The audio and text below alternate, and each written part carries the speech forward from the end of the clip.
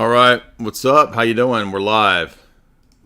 I'm doing well. How are Good. you? I'm great. So, guys, it's Julia from Raid the World back with us. We haven't talked in a couple of years, so I'm glad that she's here. I'm glad she's back. We had to reconnect, and I noticed that she's been making videos again because guess what? The whole internet is talking about stuff that Julia talked about 10 years ago. She was making videos on the manosphere, the red pill, all of this stuff many, many years ago. By the way, I was talking about it and reading all about it back then as well. So I'm glad to get one of the veterans on. We're going to do a top 5 pros and cons of the red pill.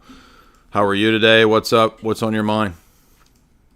Oh, it's been very interesting to see something get so popular so much later after I've been discussing it.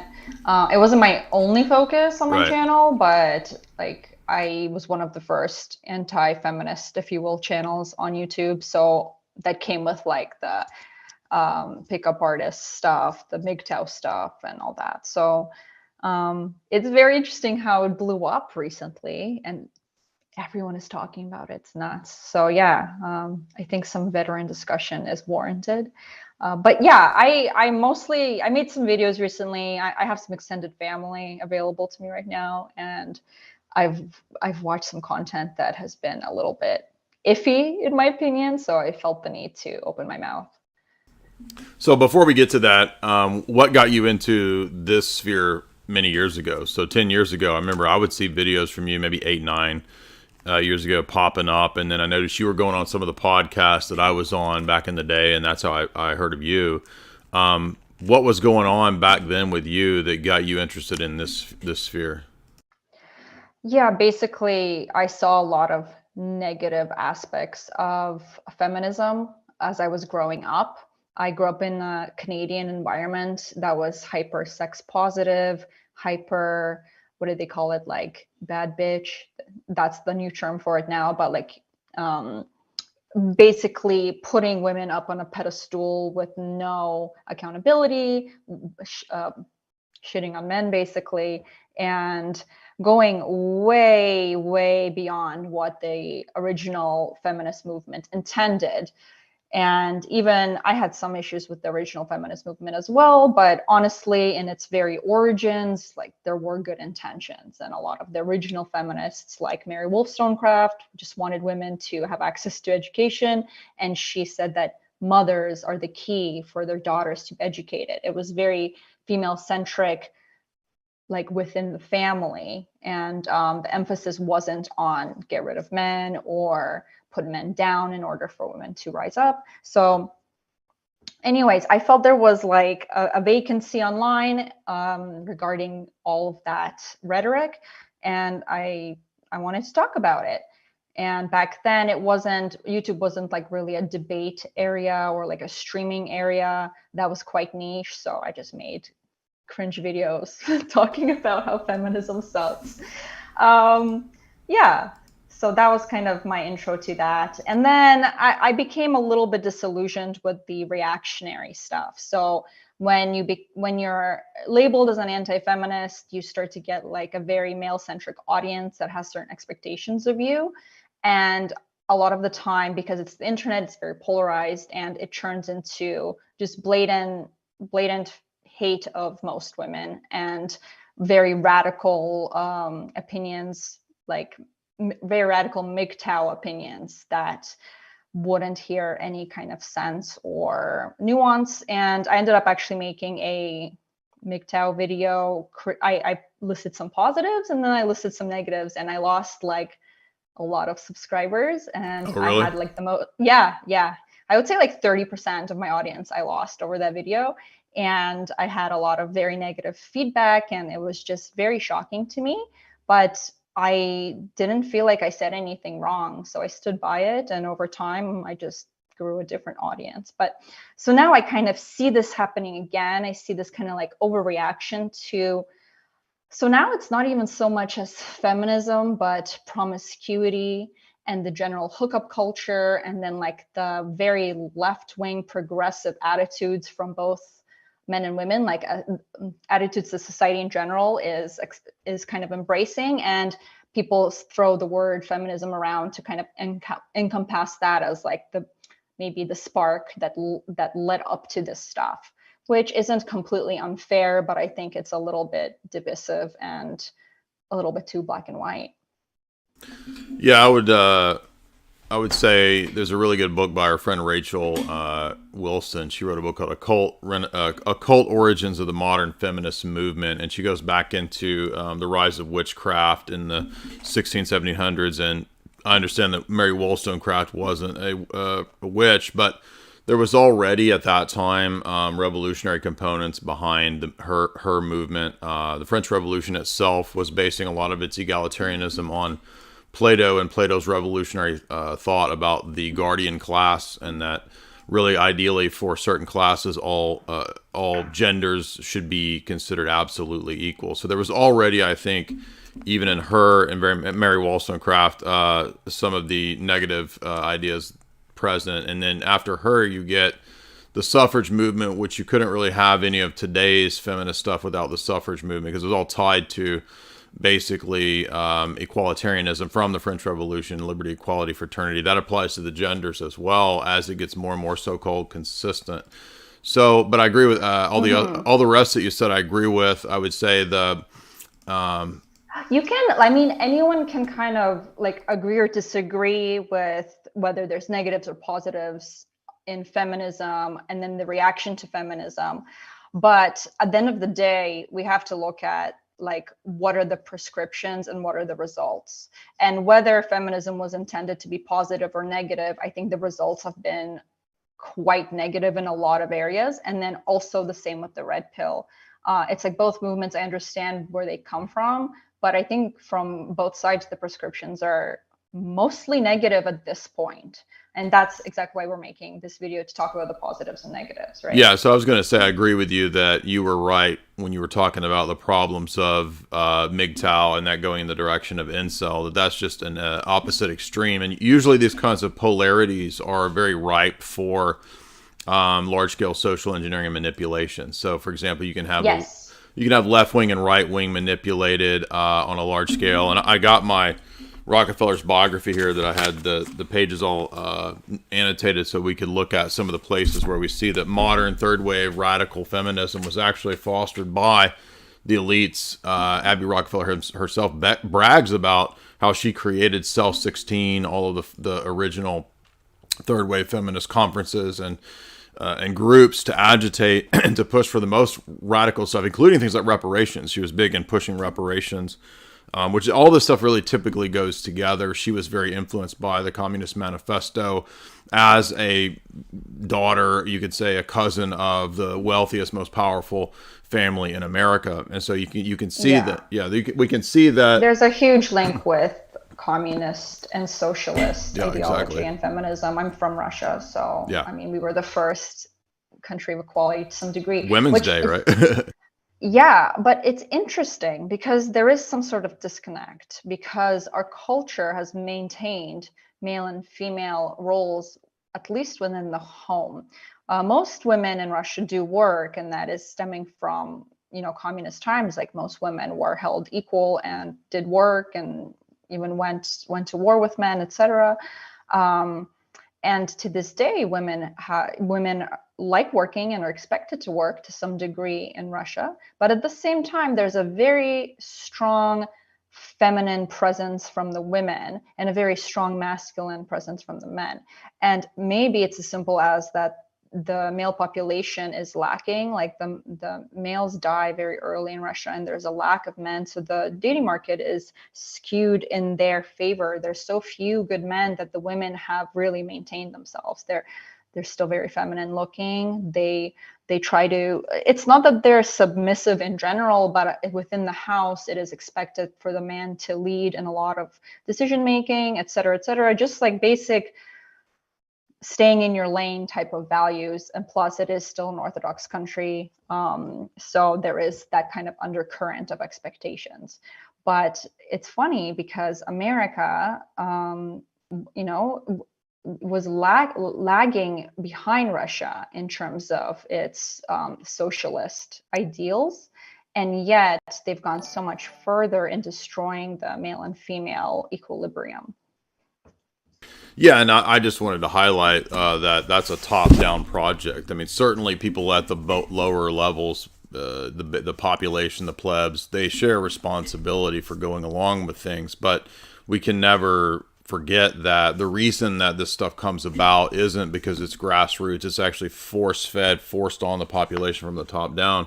Somebody over at the American Affairs Journal, which is just some normie publication, put out this essay on the history of the CIA as not actually a conservative right-wing institution. And I thought it was really good because, I mean, it's written from this lefty perspective trying to do apologetics, and they're admitting that, for example, Gloria Steinem and Miss Magazine were CIA funded, and she herself was a CIA asset openly and proudly. And the same thing happened with Playboy too, right? Hugh Hefner got money from the CIA, as did a lot of these liberal artists. That's because the CIA was trying to fight the Cold War with sexual liberation. And so the idea was we can fight Iron Curtain ideology with total liberalism, total libertarian social revolution. And I think these are two false dialectics. They're both wrong. They're both bad. They both lead to control by the passions, libido dominandi. And I think you were hitting on that. You got that way ahead of time when you were saying, look, if you have radical feminists pushing society, agitating this way, and you have the male version of that, which is like the incel MGTOW dudes, like this is a dialectic that is destructive on the whole. Yeah, I mean, you can argue at this point, red pill has a lot of psyop qualities. Well, let's get into it. Do you want to start with the positives or the negatives? I got my list over here of the negatives, so let's start with the negatives. All right. My first negative was there's no good base. There's no basis in these worldviews or these people arguing it for what they call good or bad or well-being. You'll often hear them refer to men need to have a way to secure their own well-being, but this is never defined. There's never any standard for this, and so what does that mean? Just what? It's a good cop-out for them, because if you critique them, they will go, well, we're not prescribing anything, we're not telling people to live a certain way, we're just stating truth and seeing where you go with it, which is just absolutely ridiculous. It's a ridiculous thing to say. Yeah, I mean, is it just hours and hours and hours of red pill content from single creators that are basically prescriptive, at least implicitly? Yeah, I mean, what is well-being just more material goods? Is it just stacking Bugattis? Sure. So that matches with one of my negatives, which was the prescriptions are just terrible. Like whether they're implicit or explicit, prescribing promiscuity so you can understand how women are, or so women like you, is not a good prescription. It's also kind of materialism is also a prescription, get as much money as you can so women like you. At the end of the day, whether they qualify it by saying this is all for yourself and then women liking you come secondary, at the end of the day, it's so centered around women. Like all the talk shows are talking to women constantly, and it's getting self-worth from being sexually attractive to random females. And at the end of the day, for a man, I think that's very damaging and demoralizing. Men are already objectified. Their bodies are objectified in the workforce through the failing economic systems globally today. And then on top of that, they have to feel inadequate if like women are throwing themselves at them. So it's just, the prescriptions are terrible. And it goes as far as, they do actually go very specific with these things. There's one thing I hear constantly from the red pill dudes, and that's, once you're 40 and you're established and you're desirable, marry a 19-year-old or a 20-year-old because she has less bodies, you're less likely to get an STD, and she's moldable to your preference. Like she's not going to be combative, she's going to like what you like, etc. And that's really terrible advice, because people change significantly by the time they're from like 18 to 25. Most people in general change significantly. So you're telling older men to marry someone who's so young that they actually have no capacity of judging what kind of person this is, what kind of person this person will become. And they're solely banking on the fact that this guy will be able to mold this young woman into who they like, which isn't authentic. It's basically making the woman LARP into a marriage that isn't authentic. The guy doesn't know who she is, and she doesn't know who she is. And I mean, at best, I don't know. I just think that's like such a bad prescription. The better prescription is like genuinely liking a woman who is intelligent and is on your level. And she doesn't have to be 35. She can still be young. She can be 25, 26, 27. And having a genuine connection with someone who's on your level and wants the same things as you in life. Like that's so much more reasonable. And also the prescription for like the 40-year-old to marry the 19-year-old, most 40-year-old men are still going to be just making like $60,000 a year. Like the prescription is for like the 1% man, and those men don't need prescriptions. They don't need red pill advice. So it's kind of like this mismatch of reality. And it's really bad to tell regular men to kind of to base their whole entire life and attitude on like a percentage of men that don't even need the advice. That's a good point. Yeah, a lot of times this advice is skewed as if there's only one ideal. And I think they do that because the ideal is usually seen through the lens of something totally and completely worldly or without any reference to spiritual reality. I mean, certainly the things of the here and the now matter. I mean, it does matter if you're going to try to be a dad, you know, to have a good job and to have those other characteristics that attract a mate.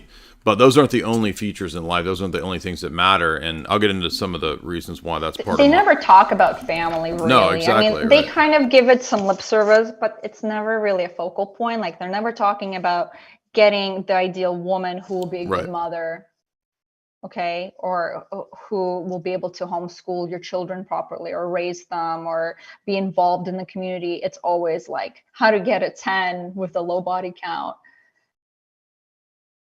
Okay. Well, it's essentially it's kind of another kind of sterility, right? I mean, isn't it just as sterile as the end result of feminism? Yeah, and they love birth control, like the red pill guys. That's what I'm saying, yeah. So it's just the inverse to me. Yeah, I mean, in other words, it fits into this idea of controlling population. So my number two cons with the red pill is that a lot of the red pill people act as if there is absolutely no feminine virtue, and this is just simply not true. Females can be virtuous. There are females that are highly intelligent. That might not be like every single girl you meet, but maybe I'm in a different position because of working in media. Like typically the females that I interact with, like you, are highly intelligent. So I in my circles, it's like I interact with, you know, my wife. She's super intelligent. So it's like, to me, I don't interact with a lot of, you know, internet thoughts that are insane. And if I did, I might think like, you know, if I was doing Fresh and Fit, that's all that exists in the world, right? But to me, it doesn't seem like that's all that exists. I'm sure there's more and more of this degeneracy in terms of the population and more of these stupid people, but it's not all stupid people out there. I went and spoke to a bunch of former leftist women in LA, and they're all red pilled now, like 200 of them. So, you know, to the idea that everybody's bad or evil or whatever, and everybody's totally degenerate, it's just not true. And there are virtuous females. I feel the same way. I think people this is another thing they get wrong, right? They don't realize that you will attract someone on your level. Most women do not marry up. That's not true, actually. It's quite rare. So like the hypergamy thing. It is true that it's more likely that a woman will marry up than a man. But generally, people marry on their level. Upper middle class people marry upper middle class people. New money people are hanging around with new money people. Poor people hang out with poor people. It's very rare to see like a girl from no means marry an oil baron. Okay, he's just not exposed to those people. Like, he's not going to the club and like trying to find a poor wife. It's so rare. And I mean, you could say like, yeah, but women want to. Actually, that is what I was going to say. Right. I'm going to say women aren't hypergamous enough. I know growing up, so many wonderful women. Yeah. I'm going to make the soy face to that one. Great. That's clippable right there. Women aren't hypergamous enough. I know so many middle-class girls who've worked from like the age of 13, built up their careers, just always like had their own place, paid rent, always had their own money, dated complete losers for like 10 years of their youth, just wasted their youth on complete losers. And then there's these guys running around saying, oh, women are hypergamous. Like, some of the nicest, loveliest women I know almost married complete jack-offs, like complete. A lot of women don't have the greatest self-esteem, don't think they have options, and they do settle for a guy that just like is nice to them and like won't cheat on them. Like, a lot of women don't have the highest standards at all. So I'm gonna say women aren't hypergamous enough. Interesting. That hot take there. Now, guys, I want to remind you in the chat, if you would, be sure to hit like and share. Also, use the Streamlabs function for super chats. Super chats are through Streamlabs, and we're here to talk about the top 5 pros and cons of the manosphere red pill stuff that has taken the internet chatter by storm. And we have one of the veterans with us, Julia from Brave the World. My third one was the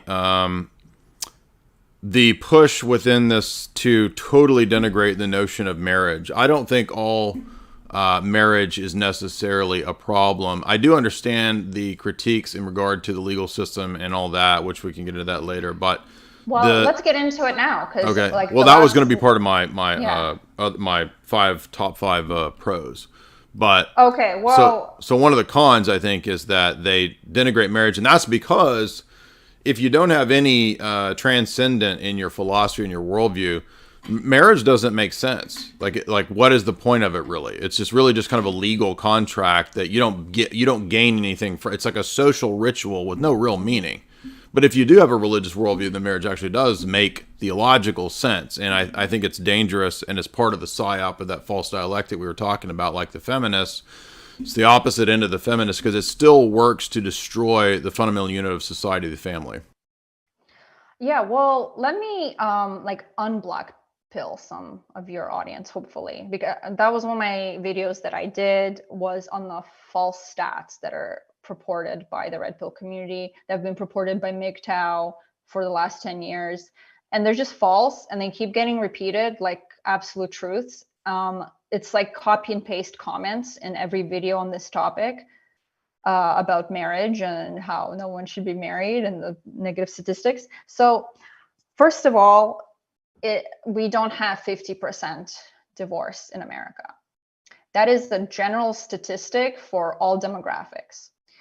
This also includes second-time marriage. So if you take first-time marriage only, it drops down to around 30%.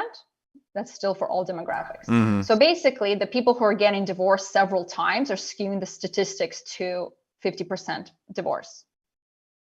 Okay, that's very important. That's like looking at a school and saying that, oh, this school has 50% sexual assaults, and then you would assume a lot of the people there are assaulting people sexually, and then you realize it's only like 2 people doing it, right? So it's very important to get the nuance of the stats and not take them at face value. Secondly, if you are a white male and a white female, your divorce rate first-time divorce rate in America is only 13%. So I don't know what the demographics of your channel are, but if you're a white male, 99% female. I'm joking. It's like 95% dudes. Yeah. If you're a white guy and you marry a white woman, you only have a 13% chance of divorce, not 50%. And it changes demographically. Like Asians have an even less divorce rate, and then other ethnic groups have higher divorce rate. And there's a specific divorce rate for mixed couples, depending on who's who. So don't take it at face value. The second false assumption about divorce is, 60 to 90% of divorces are initiated by women. This is a statistic I talked about like 10 years ago. This has been true since 1897. So you can't assume that women are initiating divorce to take the kids and take all your money, okay? Because they couldn't do that in 1897 or whatever. 1867, sorry, is the actual oldest date we have for that statistical reference. So there must be something else at play here. Maybe men tolerate bad relationships more. Maybe men don't like to file paperwork. Like whatever. I don't know what the actual reason is, but to assume it's because women are trying to scam guys, it's just not true, because the statistic has been steady since 1867. Another thing with the 50% divorce rate stat, it's very skewed because of boomers. Boomers had a very high divorce, and they actually, they create a problem there. So I would be interested to see like divorce statistic just for millennials within specific demographics. So if you guys are really concerned, like look into it more specifically instead of taking it at face value. And then the third thing is the child custody thing. 90% of men don't actually fight for custody. And the ones that do fight for custody tend to get at least 50% custody, like 80% of the time. Interesting. Yeah, that's so it's not so black and white, guys. Like women aren't just evil divorcing men left, right, and center and taking their kids. It's just a lot more complex than that.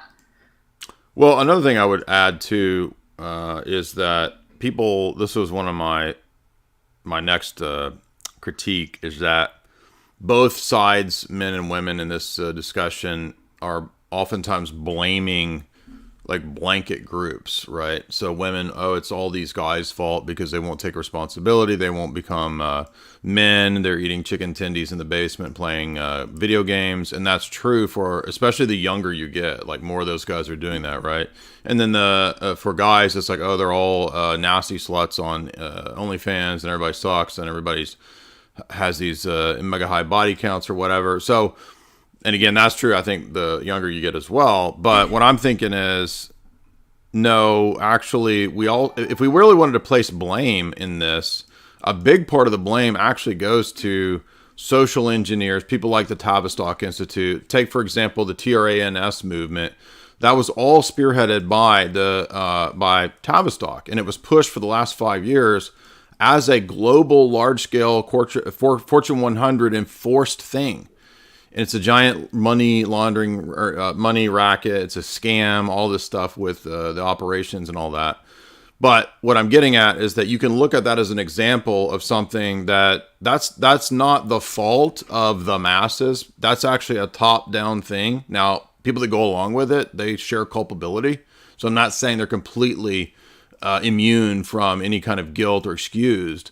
But if we're going to be placing blame, it's not the opposite sex ultimately that's behind this. Ultimately, it's something that's, I think, satanic. But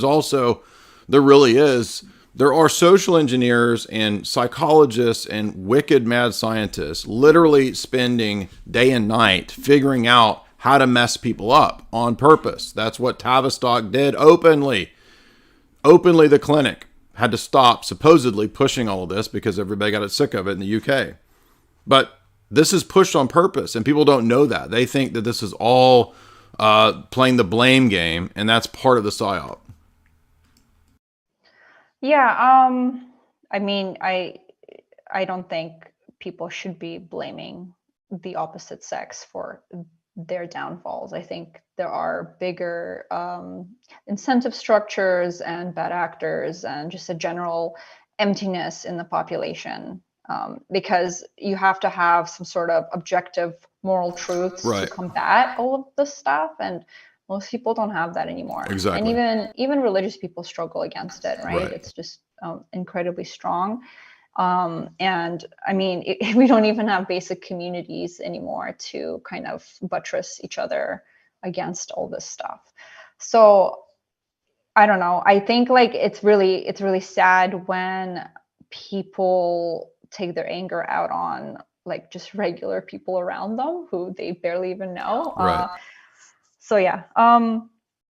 Did you want to go on your next number four, I guess? Well, my fifth one was Tavistock and the elites are pushing this, and like you said, there's a lot of incentives in society to not go the traditional route. And so that harms, that makes it, and I mean, the economic situation as well, you could throw that in there. People say, oh, I can't afford it.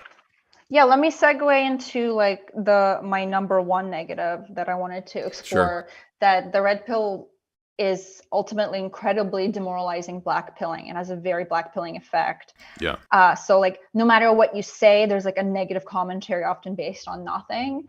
And so like just Pearly Things does this a lot. So in your previous stream with her, you know, one of the guys was like, well, we're doing a matchmaking service online, and there's like a lot of virgins from like the Midwest who grew up on farms and were homeschooled. And she's like, well, how do you know they're virgins?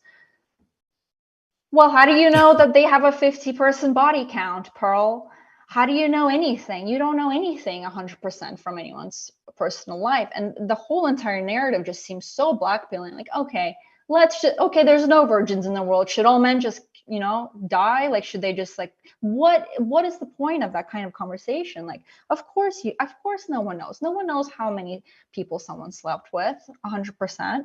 So like, and that's just one example, but I see it just constantly, like anyone brings up something like a solution or some sort of pushback or an opposing opinion, and it's just straight to like the most negative thing that supports their worldview, which is like ultimately the most black pilling, demoralizing thing ever. So like, again, part of the reason I want to come on is I want to kind of white pill people, especially young men. Okay, so like number one, I have like a subsection of like 4 points here. And people should note that you're speaking from experience. You're not like, you know, 35 and single, like you have a husband and kids. Yes, I am married. I have 3 children with the same man who I am married to. We live a happy family life. Okay, so I'm unlike some people who talk about the stuff. So number one, for all you short men out there, okay, for you under 5'8" or whatever the standard is, it's not true that women don't date or marry short men. It's just not true. The very fact that short men exist prove that that's not true, right? So first of all, they use dating apps to like black pill short guys on this. Like, oh, if you're under 6 foot, like you're just swiped off, right? Dating apps are not a representation of reality at all. Dating apps are very specific to a certain demographic, usually people in inner cities, and whatever happens in dating apps does not represent reality. So if you ever go to a wedding or a venue or go rock climbing or go outside and you meet a woman and you are charming and interesting, she's not going to care how short you are.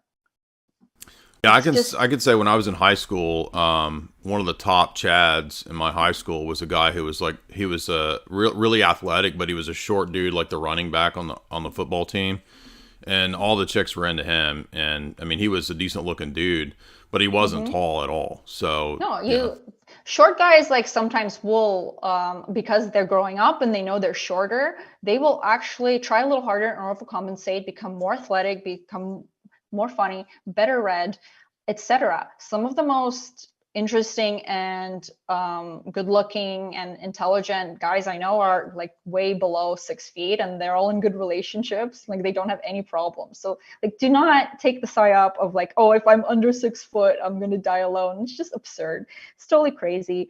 I remember back like before dating apps, there was this social study from like the 70s. And it's a video. It was so blackpilling, man. It was a video, and they lined up a bunch of guys, and there was like a really short guy, okay?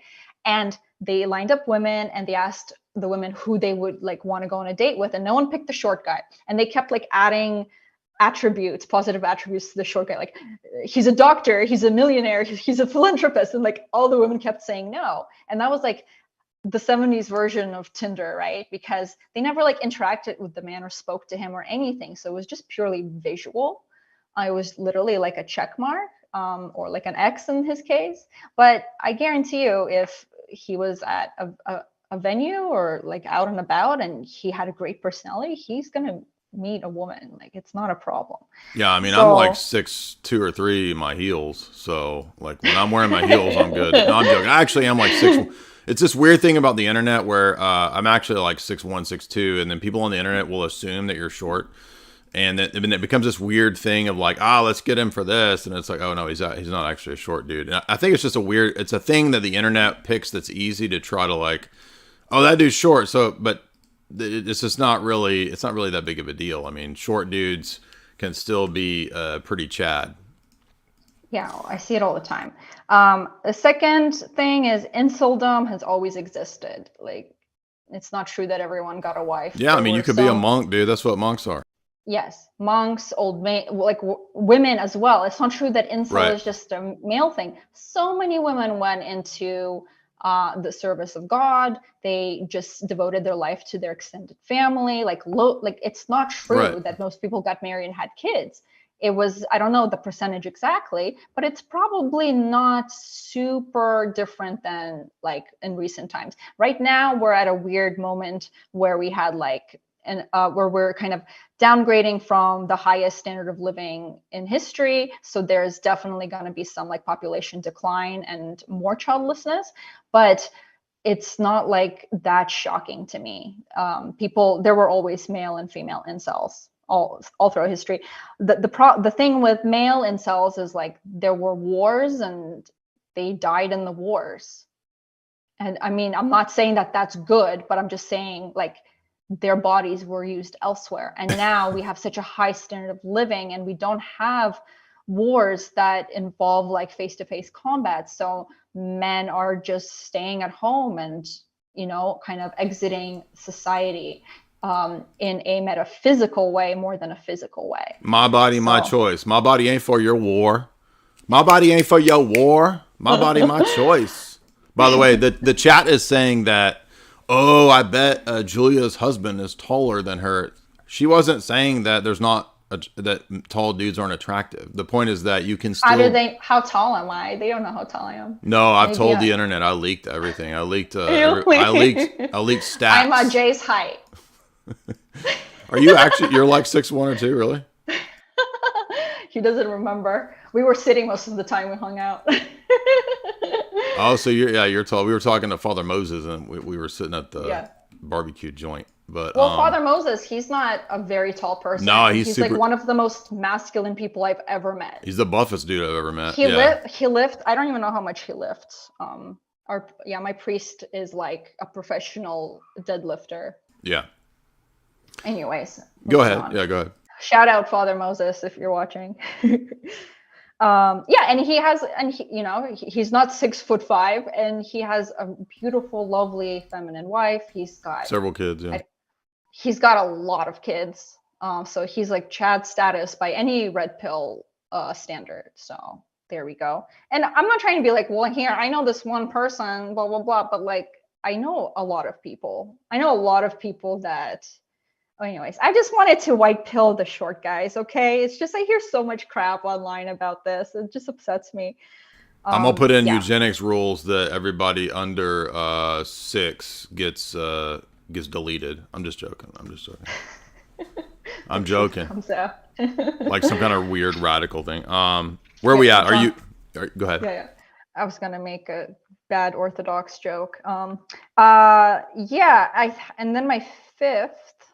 Well, I had, I have 4 and 5 left. So 4 we kind of touched on. The people in this movement don't really have a leg to stand on by their own prescriptions and standards.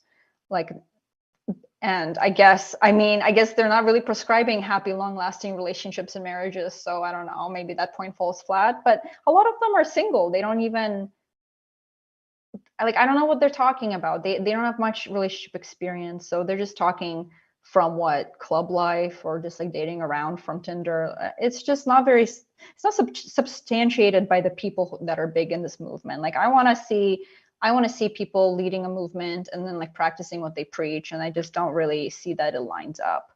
But you know, that you can criticize most movements like that. People make money off of this stuff, right? Sure. So yeah. Just take it with a grain of salt, guys. Like definitely pick the good stuff they say, stuff that's applicable, but just remember they're not following their own advice because it's bad advice. This is one point that Rollo made I agree with, where he said that if you'll notice, whenever there's this cycle of this topic coming up, like the red pill stuff, because you know about this from previous cycles, 8, 9, 10 years ago when you were covering it, then you'll get an election. And he says that you'll notice a lot of the red pill people then shift into becoming, based conservative political commentators, because they were riding a wave to become basically just a kind of a commentator. So I think that watch out for people online for sure. They definitely do ride waves. Yes. Okay, and then number 5, they miss the central issues. Like, if you're going to criticize women have really high standards and don't want to get married, don't want to have kids, and are hypergamous, blah blah blah, they don't really talk about actually why that happens, and it's pretty clear. If you look at countries even with basically like state ordained religion, so like Iran, it's a Muslim country. Everyone is Muslim. Most people take it quite seriously. Their birth rates are also falling significantly, and their women are more educated than the men. They also don't want large family. Well, they're not. I don't know what they want, but they're not having it. Their birth rates are falling. Less and less people are getting married, and it seems to track with female education.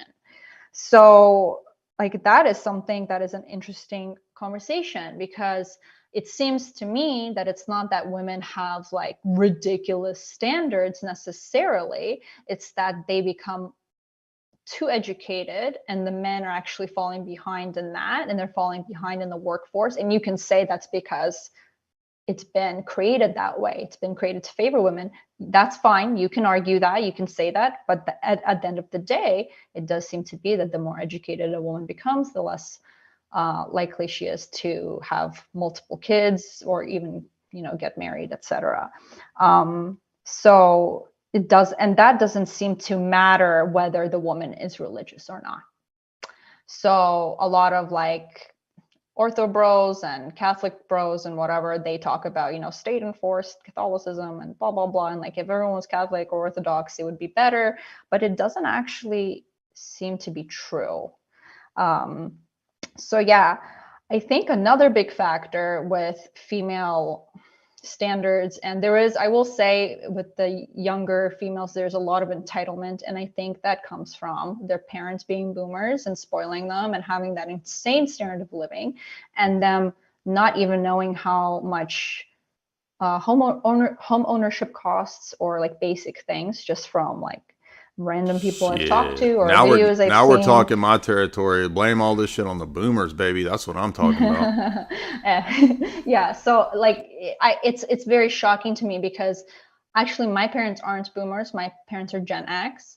So I have a lot of friends with boomer parents, and I do see huge differences in the way that they were raised, or the attitudes they had in their family versus the attitudes they had in my family.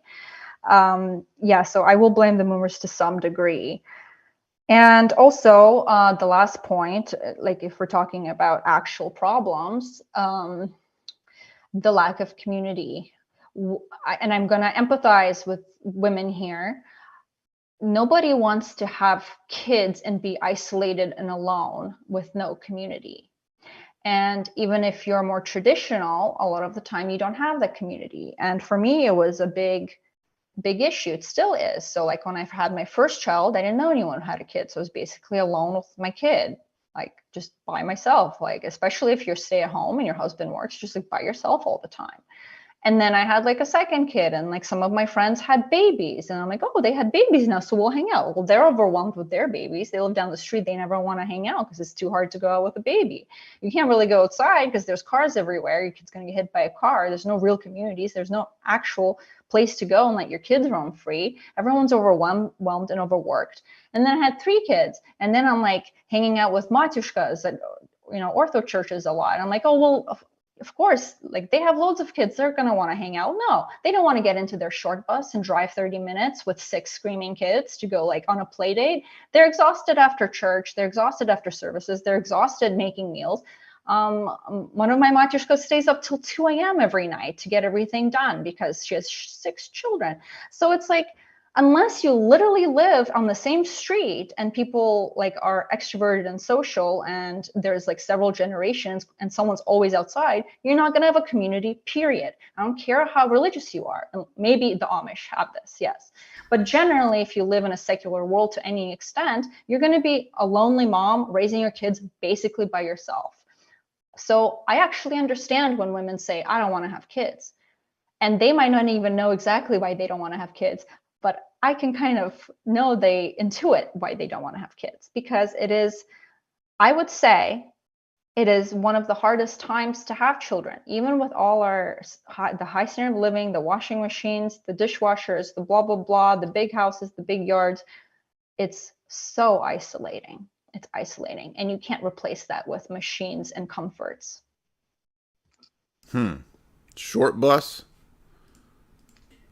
Like, so you got a bunch of kids, you need a short bus to drive them around. Oh, but I thought you meant like a bunch of slow boys. No. I'm just making a tarded joke, but double utility. I know yeah, you've been on like a weird tardation jokes lately.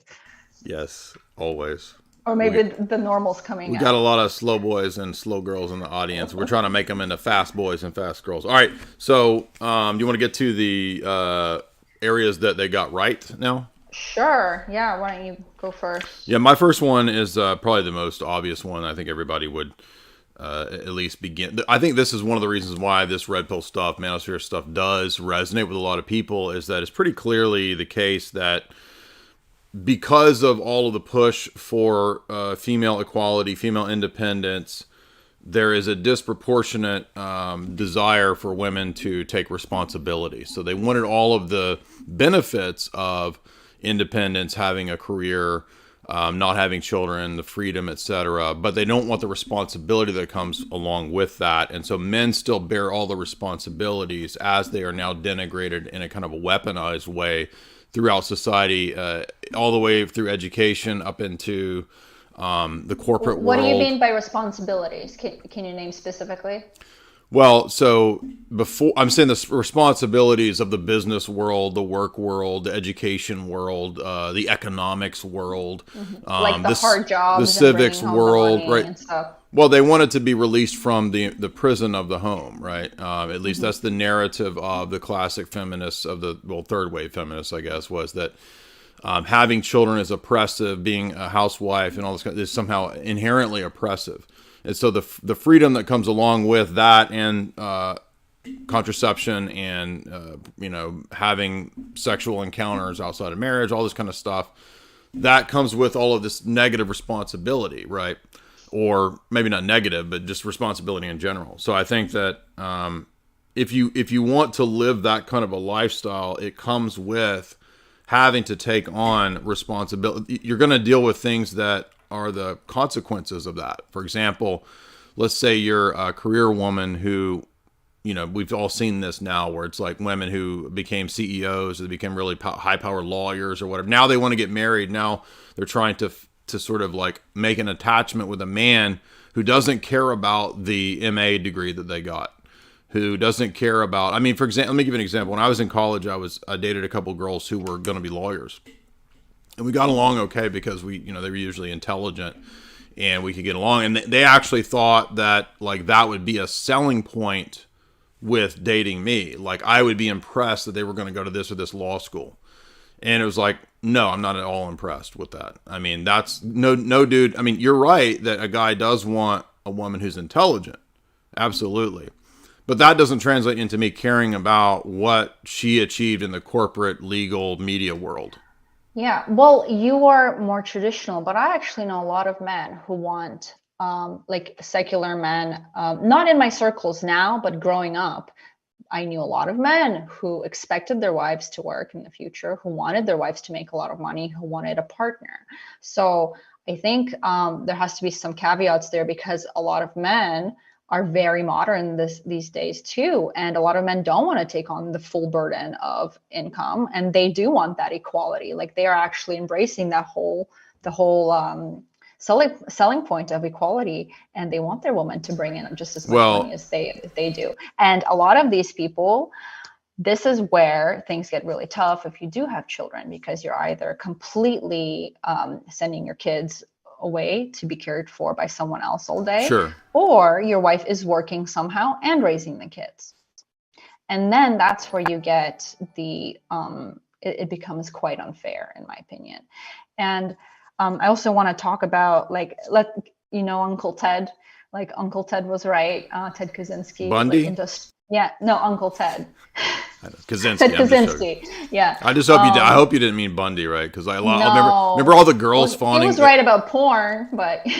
Well, remember when they were saying that when they did the Netflix show and like, oh, the internet thinks, all the women on the internet think Ted Bundy's hot. The results are in. Yeah, like 5 women probably. It's a little overblown probably, but yeah. Anyways, but Ted was right.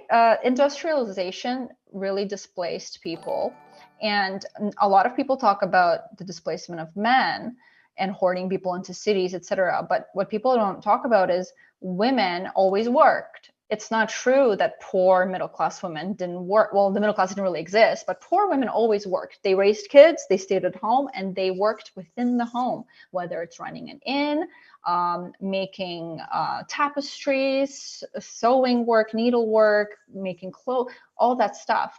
And then overnight, with industrialization machines, women were thrown into either factory work or just put out of work 100%. And this is where women are today. They have to go outside of the home to work to the most degree. And then, the government gets the children. But it's not true that women weren't working before. And things were quite bad for poor women. Like my grandma had to tie her 3-year-old to the crib so she could go plow the fields, or she would starve and die, because you had to make potatoes grow, or you die. So it's tie your 2-year-old or 3-year-old to a crib so they don't like run off and kill themselves somewhere or hurt the other kids by accident, or don't eat. So people have to like keep all this stuff in context. It's not that women were just staying at home raising kids and then they got to work all of a sudden. So both sides get it wrong. Like the feminists like have this weird idea that women were just like in the home 100% doing nothing, okay, not actualizing themselves. No, poor women worked really hard and had to do so. It's only the upper classes that had leisure and did more like political community building, etc., for their husbands. So, but it is true with modernity, women work outside of the home. They have that opportunity, and it does create a problem if there's a mismatch in worldviews. But I think overall, I don't know, you just have to pick someone who is a mismatch to you, because there are plenty of men who want a working woman. And we may disagree with that for many solid reasons, but that's what they want. They'd rather spend the 20-30K a year on a good daycare, but like keep their careers going. Well, I think that ties into like the people don't want marriage that has any religious significance. So marriage is kind of like some sort of social contract. They have a partnership. Yeah, it's a social. Call it that to it's like a benefit. Business. It's a legal business contract, a partnership, exactly. Mm-hmm. A partnership with booty, right? That kind of a thing. So a business relationship with booty, but nothing to do with anything, theological or whatever. So I'm thinking that my second pro, which is related to the first, is that the legal system and the whole system itself is beginning to shift over into being completely anti-man. And I can give you a couple examples from my own experience. When I was in undergrad, when I was going to be a professor, one of my advisors told me, like, you might as well find another career, because it has nothing to do with your intellectual capabilities. You're not going to be welcomed into the PhD world because first of all, you're a dude. You're a cracker dude. So that is like not welcomed in the and religious. Yes, that's not welcome in the domains of power, right? And so they want non-religious, and then so basically, because everything being inverted, that requires the elevation of people who are minorities just by minority status, self-identifying as a minority, which nothing to do with talent or abilities, but everything to do with victim oppressed totem pole status, right? So that spills into the legal system, because I've met many men, because I have been mostly in religious circles for the last 20 years for the most part. I've seen a lot of dudes over that time period who their wives did leave them and were able to use the legal system against them. And in many of those cases, it was not the guy's fault.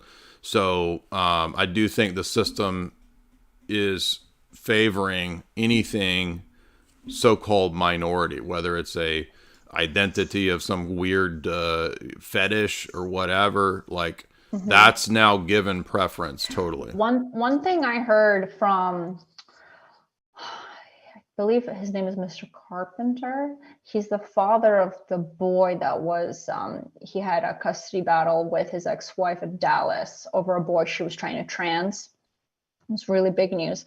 I've heard of this. I've heard of this. Yeah, I sat beside him at a movie theater by accident, and he's Orthodox, and I started talking to him, and he said that in Dallas, the judges are incentivized to give one of the parents full custody so that they can collect full child support. Because if it's only 50% custody, then you get less child support from your other partner, and that tends to be women, because they're the sole, they're usually the main, the child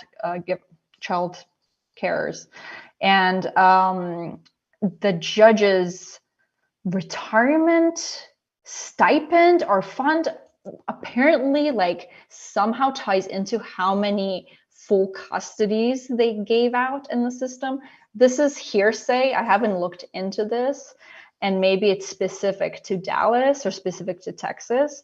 So incentives like that, if they are real, definitely will skew the odds against men. But I would also still keep in mind, if you are going through this process, fight for custody. You have to fight for custody. Don't just give up, because that just makes it easier for them. So I don't know. It might be state to state, but the general statistic I did hear is still not super blackbilling. When you do fight for custody, you do tend to get at least 50%. Well, there's only one answer for that for y'all down in Texas, and that's to vote for old Matthew McConaughey as y'all's governor. He'll save y'all. He'll save y'all with spirituality and living. Let's get to living. I had to throw in the dumb impression. So, guys, if you would like and share, also hit the super chat button via Streamlabs to support the show. So my next one was number 3. There is, I think, a resonance with people in this sphere, because, especially dudes, because this sphere is actually for the first time kind of on a mass scale speaking up for people who are actually being shit on, which is young dudes. And that does go on in society, especially when I was a young dude in the job market, right? There were times where and I almost always had women managers, and they were always these obese, just miserable women, just awful, nasty people. And I saw how they would give women benefit of the doubt in any situation. I mean, even if the women were known liars, they would always go. So I just think that there is this masculinity and men in all forms have to be demonized. Look at the advertisements. Look at how men are in ads. We all know this now. All the sitcoms, all the TV shows, men are bad. Men are all rapists. I mean, in university, I heard this, right? Men are inherently evil. Men are inherently rapists by just being a man. It's all absurd, but it's all very real. So I think that the feminization of society is tied to the notion of radical egalitarianism in society. What that does is that it shifts the society away from objective values, objective principles, objective truths, to a society now dominated by how people feel. And so ethics are now determined on the basis of whether you hurt someone's feelings. So if you hurt someone's feelings, that makes you a bad person. If you say something online, all of this social credit system and the deleting and the banning and all of that can only happen in a society that has already capitulated to a lot of this feminization. And so do you think with that point, I've thought about this a lot. Do you think that's it's a kind of a chicken or the egg scenario to me? Let's talk about boomers, right? I feel like there's been a huge generation, the boomers, of dads that were basically absentee fathers and were that stereotype of. Yeah, they were given that 60s countercultural revolution. Absolutely. Right. So were those sitcoms, I mean, it's probably a bit of both, but I feel like a lot of that media is based on actual fathers who exist, who totally failed their kids in any kind of leadership role. They allowed their kids to be totally psyoped. They fed into the psyop, and maybe parts of the psyop were as a result of their behavior and were based on like them. Well, a lot of the boomer dads are Homer Simpsons for sure. Yeah, But yeah. what I'm saying is that did produce as an effect a society that was feminized and egalitarian, and that couldn't have happened Yes, without yeah. that failure of the boomer men. Absolutely, I agree with that. Yes, because at the end of the day, you can try and psyop people as hard as you can, but if you do it at the wrong time, it's not going to go. It won't work. You have to do it at the right time. So there's definitely kind of, there's two factors at play there. Do you have any Okay. even any cons you want to mention? I mean, any pros? Sure. Yeah, I have my 5. The number 1 is destroying the just a nice guy narrative. I think it's very important that men realize that just being a nice guy doesn't cut it in the dating world. I don't care how nice and wonderful the lady is. She's not going to go for someone who's just a nice guy. And that's, and I'm being very careful with my words. I'm saying just. You can still be a nice person. You can be a kind man, but it can't be one of the only qualities you offer. So I think most good women do want a kind man, a nice man, but they can't have that be like the focal point of this person. It right. has to be an attribute on top of other things. Yeah, anybody who watches Righteous Gemstones can tell you that BJ, the nice guy, is disgusting. So yeah, exactly. So I think that's been pretty destroyed in like the general narrative. So that's good. I think that's an important reality to acknowledge. I think the red pill to some degree is shining light on classic gender roles. I think their delivery of that is poor, like we discussed, but they are saying like men and women do have lanes to some degree. And if you want like a traditional woman, like this is what to look for and like this is how to be to complement each other. I think they generally don't get that too wrong.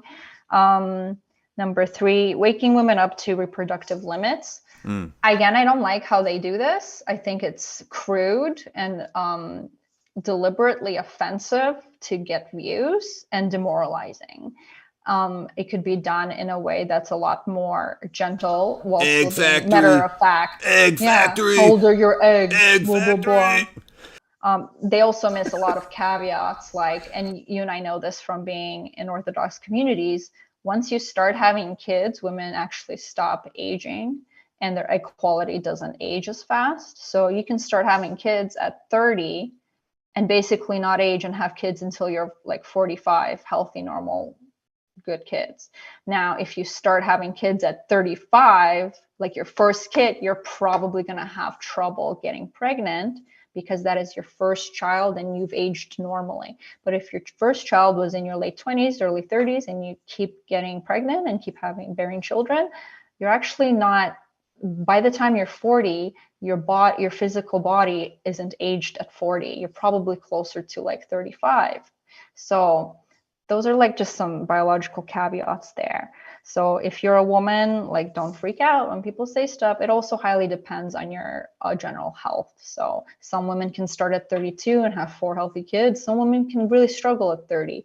But yeah, obviously, generally try not to like wait till the last possible minute to do so. So that's a positive. I think women are when I was growing up, everyone was like, oh, I'm going to have my first kid at 35, no problem. And now those same women are struggling. I know my grandma had me. My grandma had me when she was 65, so it is possible. Your grandma had you. I'm being silly. So hold on. No, my number 4 was that it ties into the pickup stuff. If you remember when that was popular, like in the late 2000s, early 2010s. It was kind of adjacent to the manosphere, kind of involved, and I think that resonated as well because dudes were had a generation of dudes raised by single moms, and so those guys don't get a guy in their life that gives them basic guy skills. And so if a guy doesn't get basic guy skills and he's raised by a single mom, then you get this epidemic of what you're saying, that guys are trained to look for the nice guy because the mom says, oh, just find a nice woman like your mom. and you'll be a nice guy, and that's a nightmare, right? It doesn't work like that. So no, you can't be a nice dude, and so you have to know about things like evolutionary biology, evolutionary psychology, which does not mean that I support the transmutation of species, but those disciplines actually do give us insight Well, into you can call it, human activities. yeah, evo psych is like actually more accurate if you call it adaptation psych, I agree. right? It's Because studying yeah, how it's not humans adapt. evolution, it's Exactly. adaptation. Sure. Yeah, exactly. It's adaptation. Yeah. Right. And So, because you'll see different mating strategies in different regions of the world at different right. times. So that's like strictly adaptation. So I think that sphere did, even the so-called pickup arena, it did actually teach guys. If you look at a lot of it, it's just basic social skills. And now Yeah. that could be, you could use that to manipulate people if you got really good into psychology and psyops. But a lot of dudes didn't have a dad and they didn't have upbringing. So, it's kind of like learning how to have a basic conversation. And a lot of the younger people today can't do that. Like they literally can't, like they're phone addicts and they can't have a conversation with a person. Yeah, that's true. I think if you can learn charisma, and you're not being disingenuous about the things you say, then PUA stuff is totally fine. My fifth one, let's see, it was I agree with the red pill guy. This might be one that people disagree with. Is my hot take for the day. I agree with Rollo that a lot of the tradcon sphere doesn't understand the realities of today. So the realities of today are not just find a good girl and get married. It's not like that anymore. The world is really different, especially even in the last to 5 years since the coup, since the pushing of the Tavistock, TRANS stuff. Things are very different out there. It doesn't mean you can't still find a good mate or whatever, but the reality is that it's not 1950, and you can't just act like and make it 1950. I think we have to be. Things are so crazy and getting so crazy. I don't mean this in a black pill way, but we're going to have to kind of be forgiving to the younger people and for what's going on in the world, because it's just getting really crazy. I mean, imagine being raised from, people don't have friends. Well, and yeah, exactly. I can't get a girlfriend. I can't get a boyfriend. People don't have friends. There is like a trend on YouTube for the past 5 years of Zoomers talking about how they have no friends, and like loads of people in the comments like, oh yeah, I don't have friends. And this one girl made a follow-up video like a little later, and she goes, I realized that I have to put an effort in to maintain friendships. And I'm like, what is wrong with Zoomers? Why is that a realization? That is like basic human, observable fact. Right. So dude, things are bad. It's like dating is maybe the last of it. It's not even like the most significant thing that's bad right now. Yeah, well, and two, I think the internet itself is a big problem. I mean, it's like a big part of this. Just the internet itself. I know it's not inherently bad, but the prevalence and everybody living their lives on these stupid screens. I know I have a job that's based online, so yes, I understand what it's like. But I also am unique in the sense that I think you too, in terms of your generation. Like I remember all life as an adult before the internet. I mean, I was 18 in the 90s. I was just talking to my other friend, and we were saying like, yeah, when we were teenagers, people went to parties and like did bad things, like drank and and met people, like actually met human beings. Half an hour to like a random farm to hang out and look at the sun, to look at the stars and sneak out, and nobody does anything anymore. They're not going, and maybe it's safer, but safer isn't necessarily better. Well, that's a feminine society, is a safety and security society, isn't it? Yeah, people aren't doing anything. It's just, I would not want to be a young person right now. I will say that.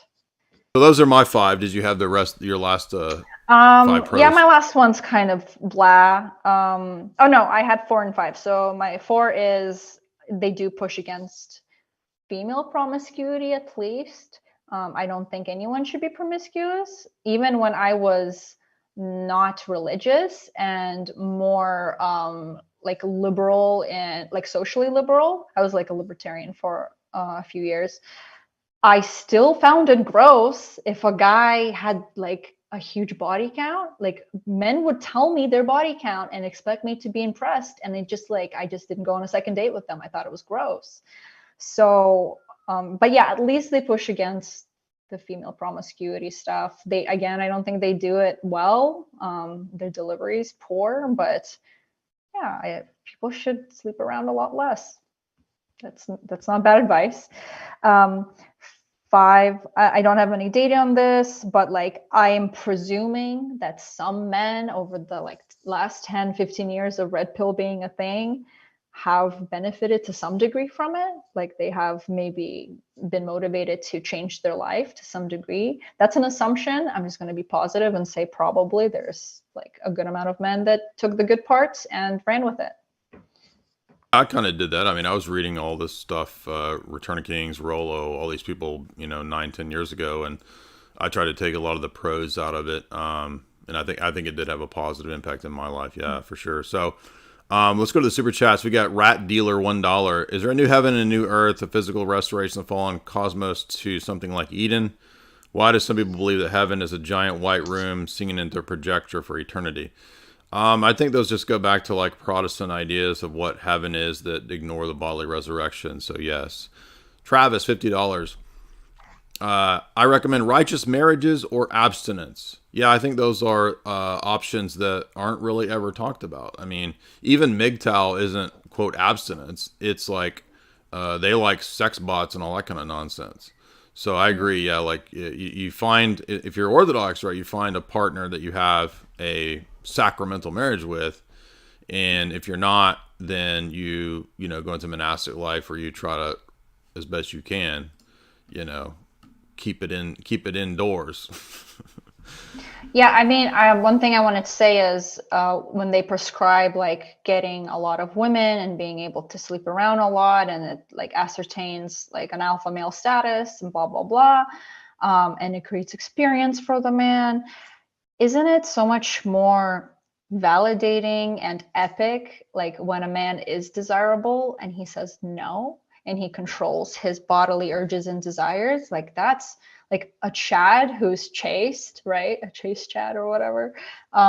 He's just as attractive as someone, if not more so, as someone who is actually pulling women because he has the opportunity, but he doesn't do it, right? So you don't have to actually sleep with women to be desirable or to have value from women. Not that I think that should be your main goal or anything. You should not judge yourself by how others value you. But if you're secular, I mean, that's hard to navigate as a secular person, right? Exactly. But Yeah. I mean, marriage itself doesn't really make sense, like you said, other than some sort of partnership. But I mean, if you don't believe in if you don't have a religious worldview, then there's not really a whole lot of a point to marriage. I mean, it's kind of like, oh, well, I'm going to do it just for society to have some kind of ritual so that people will look at me and women can get a benefit maybe legally. I mean, there's just not a point to doing it if there's not it's a religious institution. So the religion is not true. I agree with you. I think the only thing I would say for secular people is there is like a small difference, like especially for women. The difference between marriage and not marriage is like he bothered to marry you, and he didn't bother to marry you. That's the difference. Okay. So that's like just for secular women. Like there is a difference. Sorry, he didn't commit to you. Alt Monarch is $10. Julia should have a debate with Pearl. Jay should moderate. Julia would win. I'm glad that someone is calling out Pearl. Now, Rachel is, having some good vibes, so hopefully we can sway Pearl more in our direction. So I honestly think Pearl is on the ride of red pill. And I think she's getting a lot of positive feedback from men. And I know she is, because when I was doing anti-feminist content, like you get the most attention, the most positive feedback, the most donations. From the bros. From the bros who feel angry, right? A lot of creators like took advantage of this and ran with it. I stupidly or honestly pushed against it and realized, wow, like this is an echo chamber. And if you push against it, people get really mad and don't want to hear what you have to say ever again. I think Pearl is going to be really hard for her to step back and be nuanced or objective on any points in the red pill. I think she has way too many people behind her. I think she's been pushed against by many people who are better debaters than I am. And she just wouldn't back down, but she also couldn't really argue her points well. She kind of just states these broad points. She does this thing where she gives you like A or B. Like, well, is this a true statement? And like, if you say it's not true, you're wrong in a sense, but it's also like with zero nuance. So she does these like very kind of hard-headed black or white, like putting you against the wall and getting you to answer it. And if you do it to her, she actually often fails to answer, or like doesn't want to participate in the conversation, or starts asking like, oh, why are you asking that, blah, blah, blah. So I mean, I don't know. I think any debate I've seen with her was like pretty awful. It just didn't go anywhere because she's not willing to have an honest conversation. She just kind of repeats talking points and doesn't budge from those. Bone Man 538 110. Thank you. That's a huge super chat there. He wins the super chat contest today. Goober vibes. All right. Thank you for your work. I love the slow boy, fast boy vibe. Hey, that's always what we got going on over here. I'm very grateful for oscillate.